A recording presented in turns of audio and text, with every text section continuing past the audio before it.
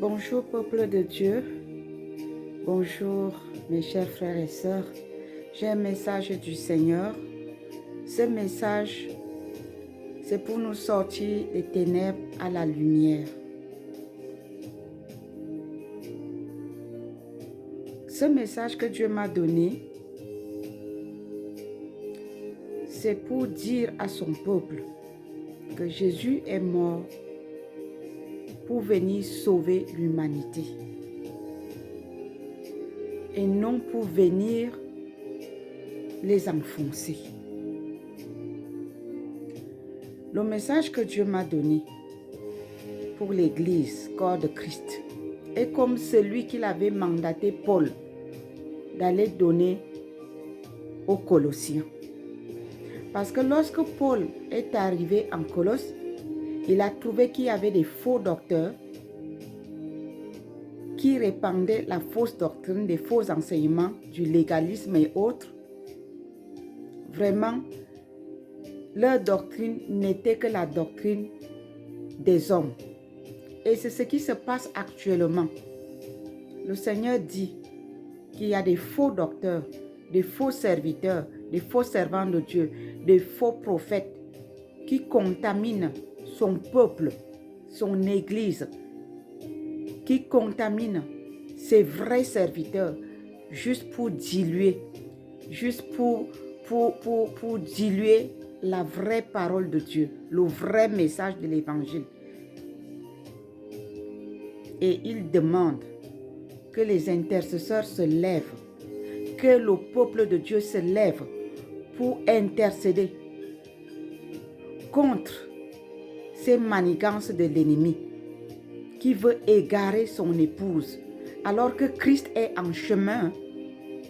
En ce moment, Christ revient bientôt et il veut que son Église se prépare, il veut que son Église se sanctifie, il veut que son Église se répande de ses mauvaises voies. Les faux serviteurs et servants passent le temps à dire à son peuple que tout va bien, cherchez plutôt les richesses, cherchez plutôt le bien-être.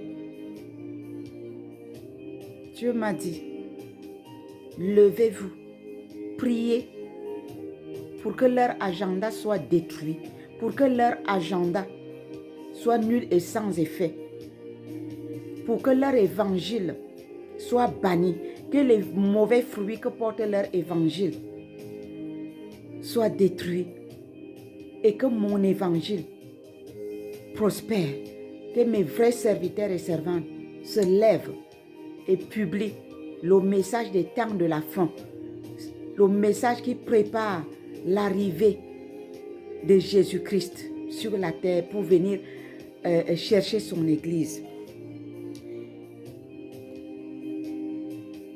Voici, je vais lire quelque chose dans Colossiens chapitre 1, le verset 13. Il dit, ça concerne Paul.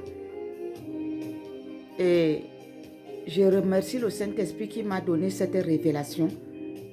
Il m'a dit, c'est la même chose qui se passait à Colosse lorsque Dieu avait envoyé Paul aller dénoncer ce mauvais évangile, aller déstabiliser cette fausse doctrine et introduire la doctrine de Christ. Christ crucifié, l'évangile de la croix.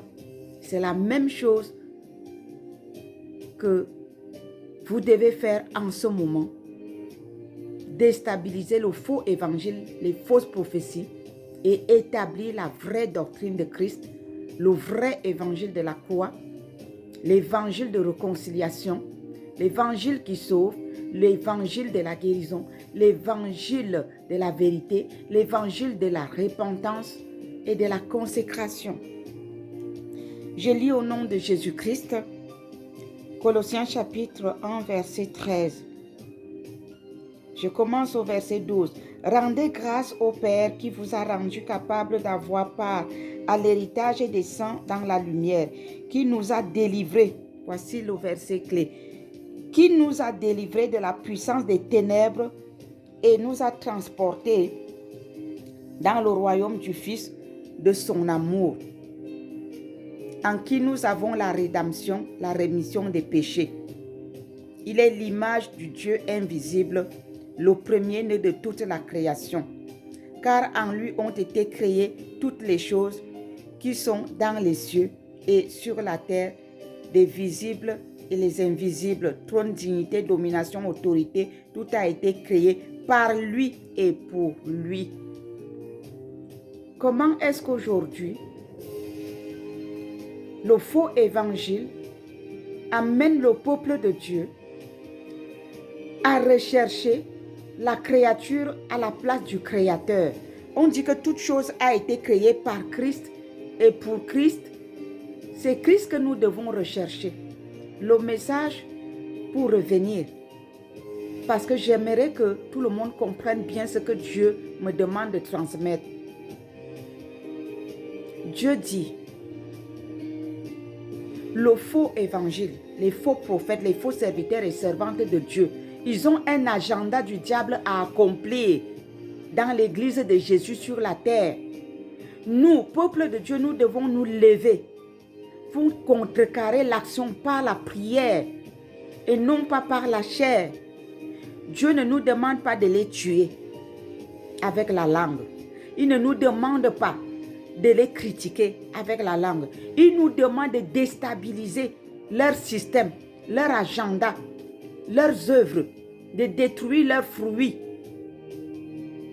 Lorsque Paul est allé parler aux Colossiens, ce n'était pas pour les tuer.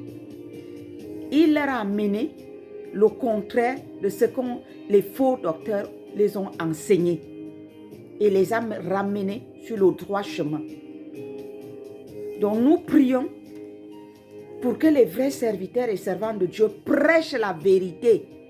Et nous prions, nous devons prier pour que les faux serviteurs et servants de Dieu, les faux prophètes, soient confondus, perdent leur pouvoir de domination qu'ils ont pour influencer le peuple de Dieu avec le mensonge, pour qu'ils perdent ce pouvoir-là et qu'ils s'alignent à l'évangile de vérité, l'évangile de Jésus-Christ. C'est ça, c'est comme ça que nous devons prier. C'est ce que Dieu demande qu'on fasse. Dieu veut que l'évangile, le faux évangile, soit déstabilisé. Il veut que l'agenda de l'ennemi soit déchiré.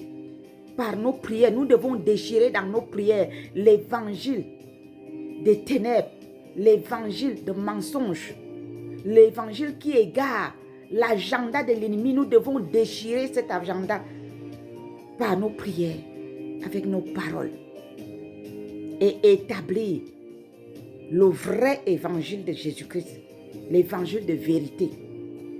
Dieu veut qu'on déstabilise par nos prières les faux prophètes, les faux serviteurs et servants de Dieu, que leur évangile soit déstabilisé et que l'évangile de Christ soit établi dans son église.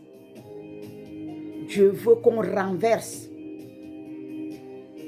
ce qui est élevé aux yeux des hommes, que cela soit rabaissé et que son évangile, à travers ses serviteurs et servantes, à travers ses prophètes, soit élevé.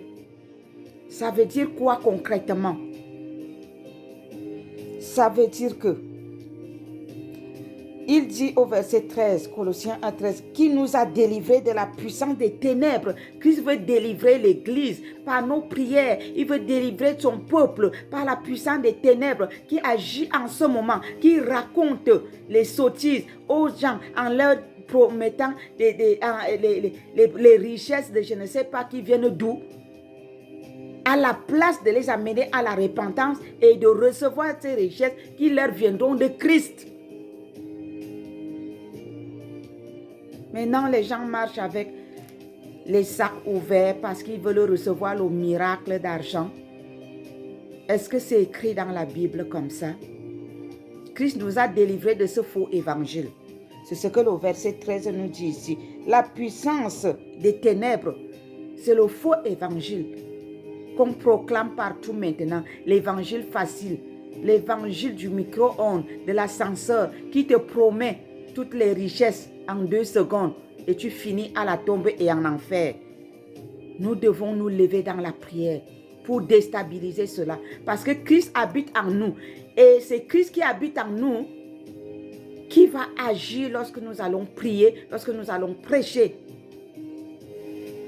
Est-ce que vous comprenez bien la chose?